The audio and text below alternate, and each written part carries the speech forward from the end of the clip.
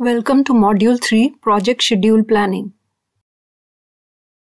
Topics covered in the video are activity list and attributes, Gantt chart, network diagram, and critical path, all parts of project schedule planning. We start with defining activities, which is a further breakdown of work package elements of WBS, and it's sequenced in a right order. Experienced managers develop project scope statements taking lessons from previous similar projects. If you're involved in a new field of project, ask the advice of experts of that field or have them involved in the planning process from the very beginning. Sometimes you have to start a project without having all the information, so you plan only for activities you know about. This is called as the rolling wave plan method. Next step is to make the activity list, which is a list of everything that needs to be done to complete the project, including all the activities that must be done to deliver each work package.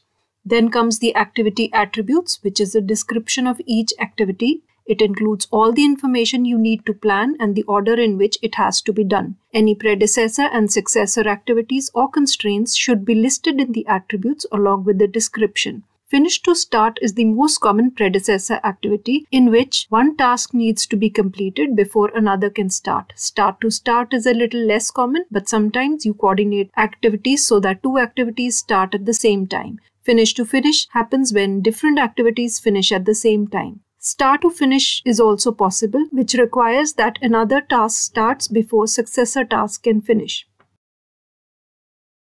In addition, there are some other types of predecessors to be considered: external predecessors, discretionary predecessors, mandatory predecessors, leads and lags. All important checkpoints of your project are tracked as milestones. Some milestones are key points listed in your contract as requirement for successful completion of project, and some could just be significant points that you want to keep track of. Gantt chart is an easy-to-read schedule formatting chart that shows all the key stages of a project and their duration as a bar chart with the time scale across the top. These key stages are placed on the bar chart in a sequence by starting in the top left-hand corner and ending in the bottom right-hand corner. These charts show start-to-finish dates of terminal and summary elements of a project. In a complex project, a separate Gantt chart is made for all key stages. Milestones, project meetings, progress reviews can all be shown in a Gantt chart.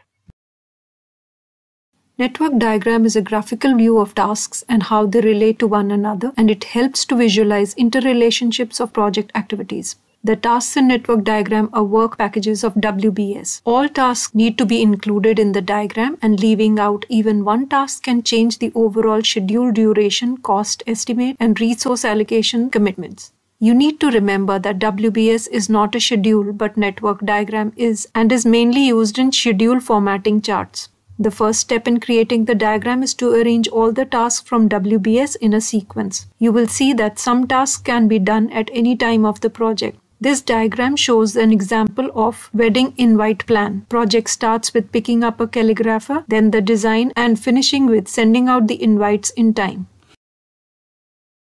Critical path outlines the sequence of tasks that would enable the project to be completed in the shortest possible time, which is based on the idea that some tasks must be completed before others can begin. This is a useful tool in scheduling dependencies and controlling the flow of the project. To identify critical path, the length of time that each task takes must be calculated.